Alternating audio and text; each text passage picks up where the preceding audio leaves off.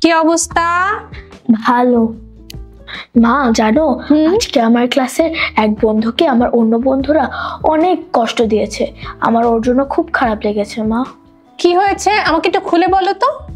আমার বন্ধু আছে না, ওই যে ঈশা, হ্যাঁ 98, তার সাথে আজকে আমি টিফিন করেছিলাম, কিন্তু আমার অন্য বন্ধুরা আমাকে বলল, ছি ছি তুই ওর সাথে কেন টিফিন করছিস, ওর হাতে ইনফেকশন হয়েছে, তোরও হয়ে যাবে। ইনফেকশন?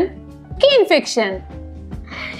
ঈশার হাতে একরকম ইনফেকশন হয়েছে। আচ্ছা আচ্ছা। এই কারণে তার সাথে কেউ কথা বলে না, তার সাথে কেউ খেলেও না। আমার ওর জন্য খুব কষ্ট হয় মা। কিন্তু গুনগুন, তুমি ঈশার সাথে বসে টিফিন করছিলে? হ্যাঁ। তার মানে তুমি ঈশার খুব ভালো বন্ধু। আমার আসলে তোমার জন্য খুব আনন্দ হচ্ছে। কিন্তু মা, ঈশার সাথে সাথে তো ওরা আমার সাথেও খুব খারাপ ব্যবহার করে, আমার খুব খারাপ লাগে মা। কিন্তু মা, ওরা তো আমার সাথেও খুব খারাপ ব্যবহার করে, ওরা আমার সাথে বাজে কথা বলে, আমাকে নিয়ে হাসাহাসি করে, আমার একদমই ভাল লাগে না মা। গুনগুন, বিষয়টা তোমার এবং ঈশা দুজনের জন্য অনেক কষ্টের, আমি বুঝতে পারছি। মা, আমি কি করব বুঝতে পারছি না। ঠিক গুনগুন, তুমি ঠিক বলেছো। কেউ যখন আমাদের সাথে খারাপ ব্যবহার করে বা আমাদেরকে পচা কোনো কথা বলে, তখন আমাদের সত্যিই অনেক খারাপ লাগে। কিন্তু তুমি তো জানো তুমি মানুষ হিসেবে কেমন, তাই না? তাহলে কে তোমাকে কি বলছে তার উপর তুমি ভালো না মন্দ তা কখনোই নির্ভর করে না। তুমি নিজে যেমন আছো ঠিক তেমনই থাকো। মা, আমি বুঝতে পেরেছি, কিন্তু মা, ক্লাসের সবার কথা তো আমার খুব খারাপ লাগে। তাহলে গুনগুন, আমি তোমাকে একটি গল্প বলতে পারি যা তোমার চিন্তাকে এবং তোমার কষ্টকে দূর করে দিতে পারে। তুমি কি শুনতে চাও?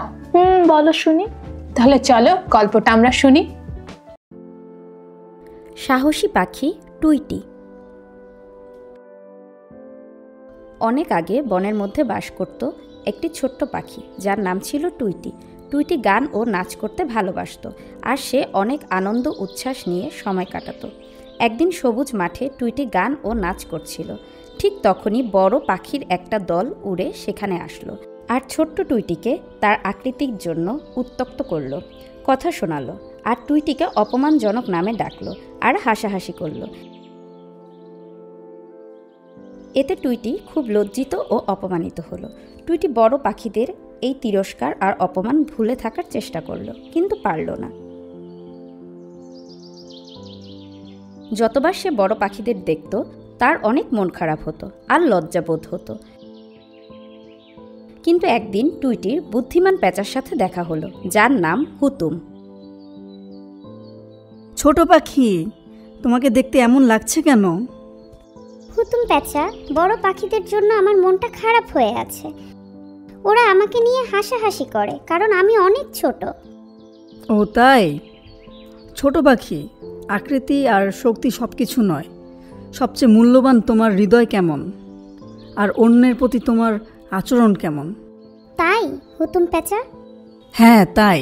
দেখো, ওই বড় পাখিরা তোমাকে কষ্ট দিয়ে কথা বলতে পারে কারণ তাদের মনটাও ছোট ও ভালোবাসাহীন, কিন্তু তুমি নিজেকে দেখো, তুমি কতটা দয়ালু আর উদার, আর এই গুণগুলোই তোমাকে বড় করে তোলে। টুইটি হুতুম প্যাঁচার কথা নিয়ে ভাবল এবং বুঝতে পারল তার সব কথা একদম সঠিক।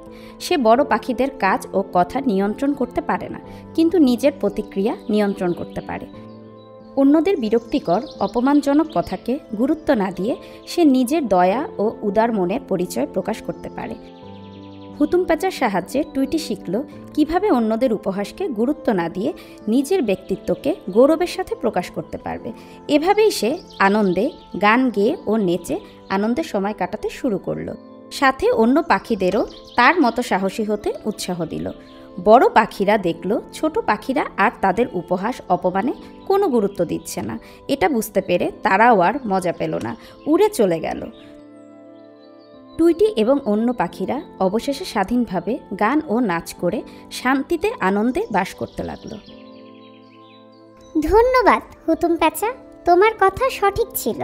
আকৃতি আর শক্তি সবচেয়ে মূল্যবান নয়, আমাদের সত্যিকারের ভালোবাসার হৃদয় আর সঠিক ব্যক্তিত্বের প্রকাশ করাই গুরুত্বপূর্ণ। ঠিক বলেছ টুইটি। যে যাই বলুক আর করুক, সবসময় নিজের মনোভাবের কাছে সঠিক থাকার চেষ্টা করবে ও নিজের চিন্তাকে মূল্য দিবে।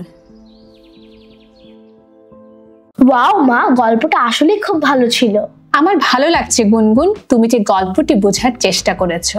অন্যরা আমাদের সাথে কষ্ট দিয়ে কথা বললে বা আমাদের নিয়ে হাসি ঠাট্টা করলেও আমরা তাদের মতো হয়ে যাই না।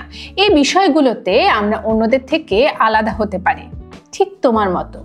তুমি যেমন ঈশার সাথে খুব ভালো আচরণ করেছো, ঈশার খুব ভালো বন্ধু হয়েছো, তোমার অন্য বন্ধুরা যেমন ঈশার সাথে খারাপ ব্যবহার করেছে তখন তুমি ঈশার পাশে দাঁড়িয়েছো।